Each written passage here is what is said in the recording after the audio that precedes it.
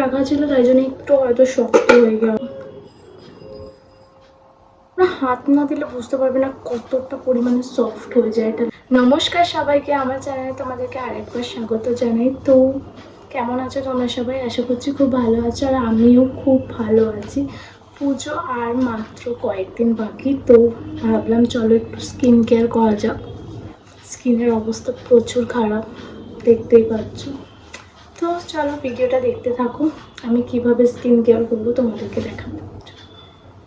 তো এখানে আমি হেয়ারটাকে একটু ফোল্ড করে নিই ভালো করে। হেয়ারের অবস্থা আমার প্রচুর খারাপ যাচ্ছে, তাও অবস্থা আমি এমনি দিন একদম হেয়ার কেয়ার করি না বলতে। তো দেখো, প্রথমে আমি ইউজ করবো হচ্ছে এই যে সেটাফিলের